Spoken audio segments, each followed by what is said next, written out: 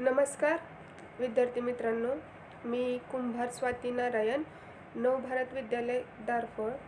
आज आपण या व्हिडिओद्वारे इयत्ता 9वी गणित भाग 2 मधील घटक पहिला म्हणजेच भूमितीतील मूलभूत संबोध बेसिक कन्सेप्ट इन जॉमेट्री यातील काही कन्सेप्टचा म्हणजेच काही संकल्पनांचा अभ्यास आपण या व्हिडिओमध्ये करणार आहोत. या घटकामध्ये जे सब पॉइंट्स आहेत ते मी तुम्हाला पहिल्यांदा सांगते.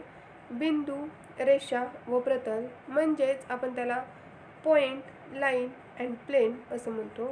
त्याचबरोबर बिंदूंचे निर्देशक व अंतर म्हणजेच coordinates of points and distance आणि बिटवीननेस हा पॉइंट म्हणजेच त्याला आपण दरम्यानता असं म्हणतो. या 3 संकल्पनांचा अभ्यास आपण या व्हिडिओमध्ये करणार आहोत.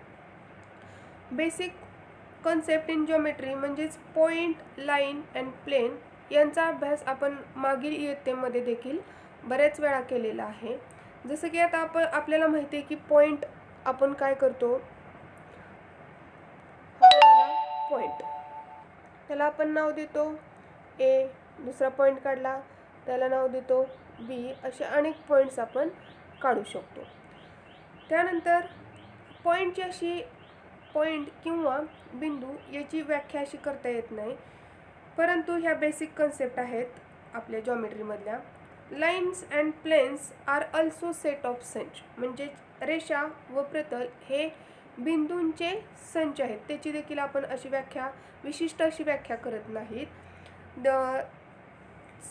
We do not define a point, line and plane also, but these are the basic concept in a geometry. Now we saw next point, coordinates of points and a distance means बिंदूंचे निर्देशक व अंतर आता आपण पाहणार आहोत.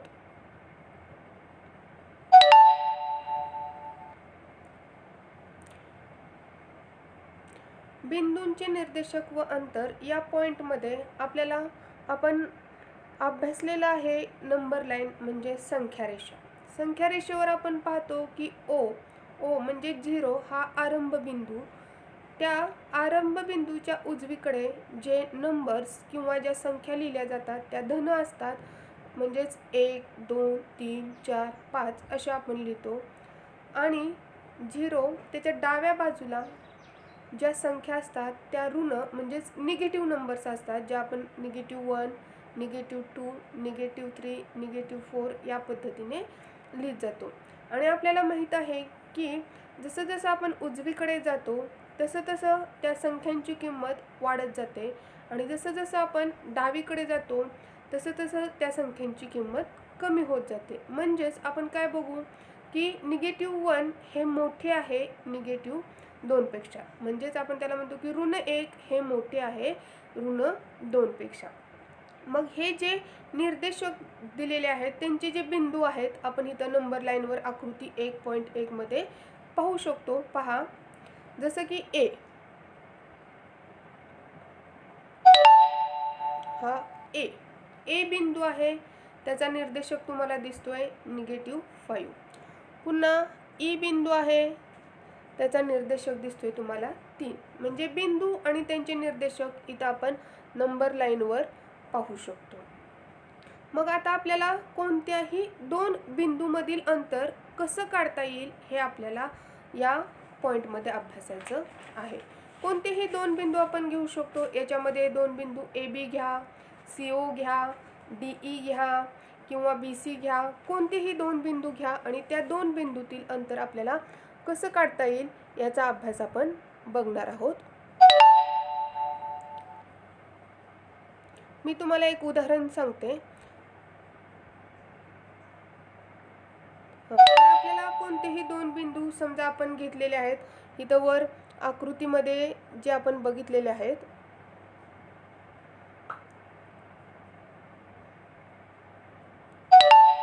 इथं आकृती 1.1 मध्ये जी नंबर लाईन दिसते आपण त्याचंच एक उदाहरण घेऊया. बिंदू ए त्याचा जो निर्देशक आहे तो आहे -5 म्हणजेच आपण त्याला -5 असं म्हणतो. आणि बिंदू सी ज्याचा निर्देशक आहे -2 आहे. त्यानंतर बिंदू D त्याचा निर्देशक जो आहे तो 1 आहे. बिंदू E त्याचा निर्देशक आहे 3. तर आपण कोणतेही 2 बिंदू घेऊया आणि त्यातील अंतर कसं काढायचं हे आपण प्रत्यक्ष उदाहरणाद्वारे पाहूया. आपल्याला मी मगाशी सांगितले की कोणत्याही 2 बिंदूमधील अंतर काढण्यासाठी आपल्याला काय करावं लागेल, जो बिंदू घेतलेला आहे त्याचे निर्देशक पहिल्यांदा आपल्याला पाहावे लागतील आणि त्या निर्देशकामधील कोणता निर्देशक मोठा आहे तो प्रथमतः आपण पाहायचा आणि मोठ्या निर्देशकामधून लहान निर्देशक काय करायचा वजा केला की आपल्याला त्या 2 बिंदूमधील अंतर काढता येतं. आता आपण डिस्टन्स काढूया. Distance DE. आता डिस्टन्स DE जर आपल्याला काढायचं असेल तर D या बिंदूचे निर्देशक, D चे कोऑर्डिनेट जे आहेत ते किती आहेत 1 आणि E चा जो कोऑर्डिनेट आहे तो किती आहे 3. मग या दोन्हीपैकी कोणता कोऑर्डिनेट मोठा आहे तर 3 आणि लहान कोणता आहे तर 1. तर आपण कसं काढू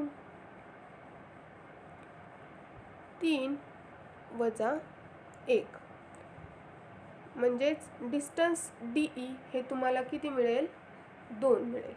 म्हणजेच आपल्याला डिस्टन्स म्हणजेच अंतर जर काढायचं असेल तर मोठ्या निर्देशकामधून लहान निर्देशक हा काय करावा लागेल वजा करावा लागेल. जो स्मॉलर कोऑर्डिनेट आहे तो लार्जर कोऑर्डिनेटमधनं काय करावं लागेल सबस्ट्रॅक्ट करावा लागेल. त्यावेळेस आपल्याला 2 पॉईंट्समधलं काय करता येईल डिस्टन्स काढता येईल. आणखीन एक आपण हवं तर उदाहरण बघूया. या आकृती 1.1 मध्ये आपल्याला बरेचसे पॉईंट दाखवलेले आहेत. आता आपण डिस्टन्स BD काढूया. Distance BD. डिस्टन्स BD जर आपल्याला काढायचा असेल तर आपल्याला दोन्हींचे निर्देशक पाहावे लागतील. B चा निर्देशक हा -3 आहे आणि D चा निर्देशक हा 1 आहे आणि आपल्याला माहिती आहे की -3 पेक्षा 1 ही संख्या काय आहे मोठी आहे. त्यामुळे आपल्याला मगाशी सांगितल्याप्रमाणे मोठ्या निर्देशकामधून लहान निर्देशक काय करायचं आहे वजा करायचं आहे. 1 वजा किंवा आपण -3 म्हणू त्याला. मग आता आपल्याला ही क्रिया करायची आहे पुढं.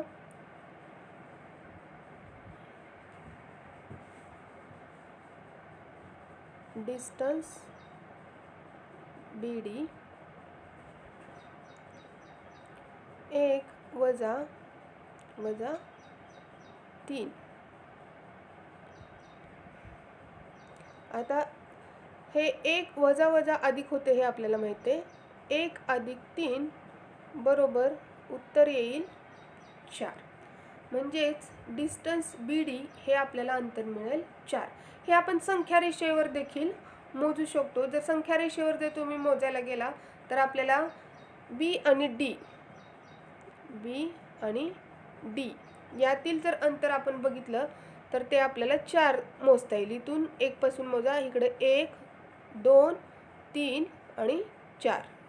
1 2 3 आणि 4 या पद्धतीने आपल्याला डिस्टन्स संख्या रेषेवर देखील काढता येते. परंतु प्रत्येक वेळेस संख्या रेषा असतेच असं नाही. म्हणून डिस्टन्स काढताना नेहमी मोठ्या निर्देशकामधून लहान निर्देशक हा वजा करावा. म्हणजेच आपल्याला लक्षात काय ठेवायचं आहे की केव्हाही 2 बिंदूमधील अंतर आपल्याला काढायचं असेल तर त्याच्या निर्देशकापैकी मोठ्या निर्देशकामधून लहान निर्देशक वजा केलं की आपल्याला त्या 2 बिंदूमधील अंतर मिळते. आणि हे जे अंतर असतं हे ऋणोत्तर वास्तव संख्या असते. नॉन निगेटिव्ह रिअल नंबर असतो हा. त्यामुळे हे लक्षात ठेवायचं आहे. त्यानंतर आपण बघूया पुढचा पॉइंट. पुढचा पॉइंट म्हणजे आपल्याला बघायचा आहे दरम्यानता. दरम्यानता त्यालाच आपण बिटवीननेस असं आपण म्हणतो.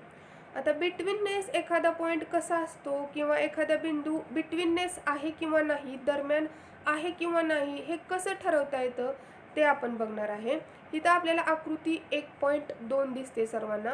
तिथं काय सांगितलेलं आहे, जर पी क्यू आर हे एकरेषीय भिन्न बिंदू असतील, म्हणजेच पी क्यू आर हे कोलिनियर पॉईंट्स असतील, तर खालील दिल्याप्रमाणे ते 3 शक्यता असतात. खाली दिल्याप्रमाणे 3 शक्यता आपल्याला असू शकतात. जसं की आता बघा, पहिल्या आकृतीमध्ये तुम्हाला म्हणजे आपल्याला इथं पाहता येईल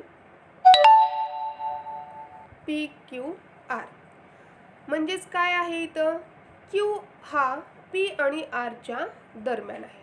क्यू हा काय आहे, पी आणि आरच्या दरम्यान आहे. दुसऱ्या याच्यामध्ये बघा, आर हा बिंदू पी आणि क्यूच्या दरम्यान आहे. 3 संभाव्यतापैकी 2 संभाव्यता बघितल्या आपण. आता तिसरी संभाव्यता काय असू शकते की पी हा बिंदू आर आणि क्यूच्या दरम्यान असेल. जर पी क्यू आर हे 3 एकरेषीय भिन्न बिंदू असतील, तर या तिन्हीपैकी पी हा दरम्यान असू शकतो, क्यू हा दरम्यान असू शकतो किंवा आर हा दरम्यान असू शकतो. जर क्यू हा पी आणि आरच्या दरम्यान असेल तर आपल्याला या पद्धतीने ती फिगर असणार आहे.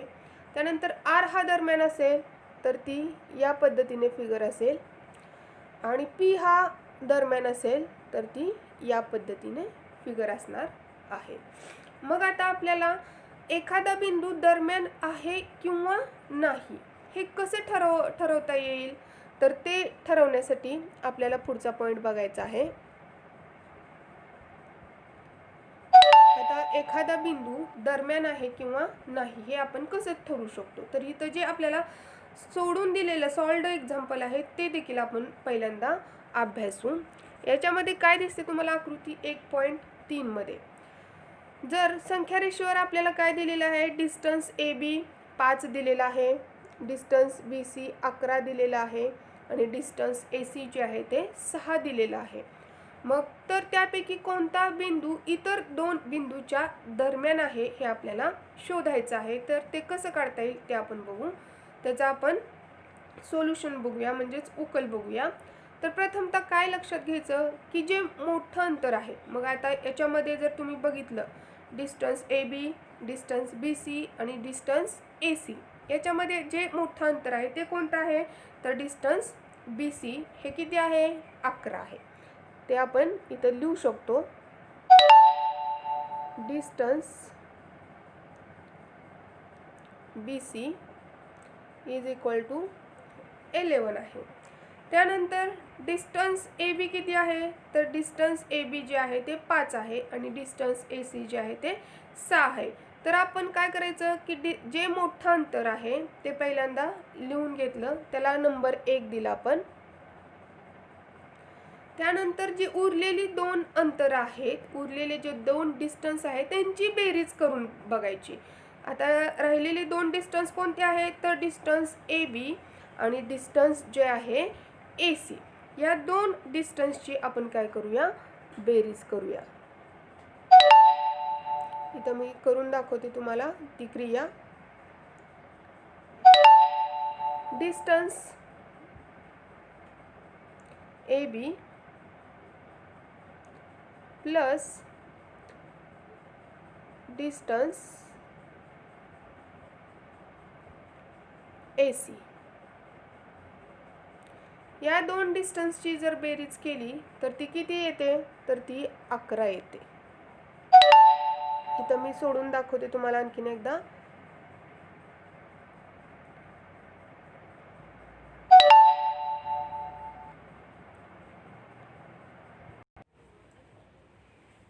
हां, तर आपण पाहत होतो की डिस्टन्स बी सी हे 11 आहे,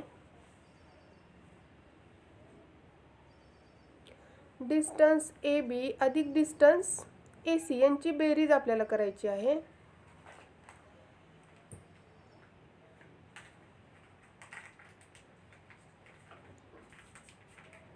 यांची बेरीज देखील 11 येते.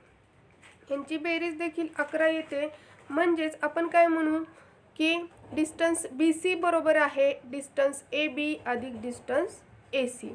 म्हणजेच आपण काय म्हणू शकतो की पॉईंट ए हा दरम्यान आहे पॉईंट बी आणि सीच्या, म्हणजेच बिंदू बी आणि सीच्या दरम्यान बिंदू ए आहे हे आपल्याला सांगता येईल.